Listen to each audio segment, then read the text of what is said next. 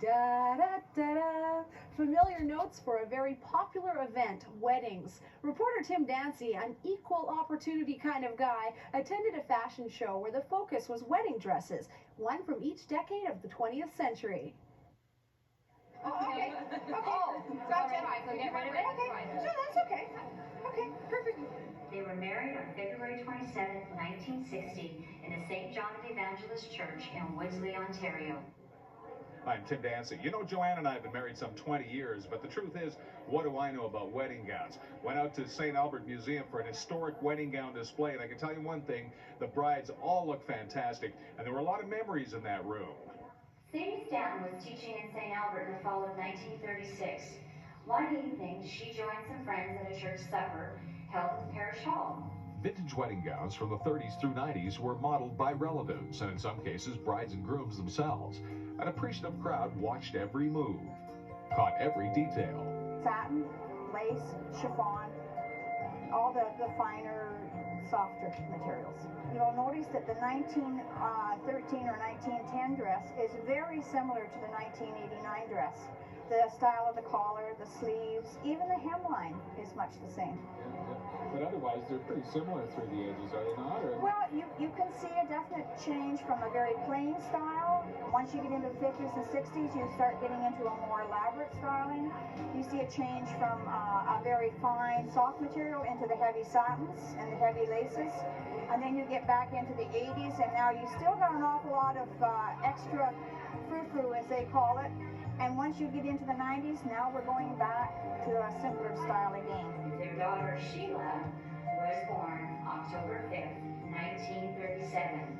They were married at St. Patrick's Church in Vancouver, February 59. I was just kind of proud for my mom's dress. It was 1970. Yeah. Stiff face.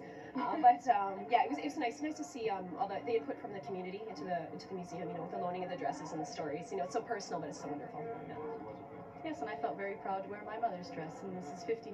They were married in 1944, my grandparents, and they were married here in St. Albert. It was actually a double wedding, so two sisters married two brothers, so it was quite unique. It's quite simple, and it's funny, I think, how the designs kind of rotate, like they circle around, because you find simplicity in the 90s, I think, in a lot of wedding gowns, so I was quite impressed, but I think it's gorgeous, and I'm quite honored to wear my grandma's dress, so it's special to me. It rained all day. It's a good thing it's nice today, though. But it rained, it really poured, and the mud, oh, there was mud. Because that's what the year they were making the hard surface from Edmonton to St. Albert. And it had rained for a whole week. It was very wet. How long have you been married again? 54 years. My wedding day was that the minister called me by his wife's name.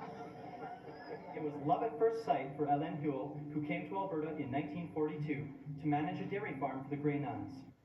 She looks absolutely stunning in this gown that's been provided by the bridal house. The gown is designed by Jai International and features a full organza skirt. What did you think of all the dresses here today, man? They were beautiful. Yeah. They were beautiful. We have one couple represented, not with a wedding dress. We also have some unique items on display. We have a headdress or a bridal headpiece from Hungary that dates back to 1899. It was handmade out of beeswax. Other designs are also on display at the St. Albert Heritage Museum. A 1903 wedding gown encased for protection and a Hindu gown are impressive collections indeed. On display till March 14th.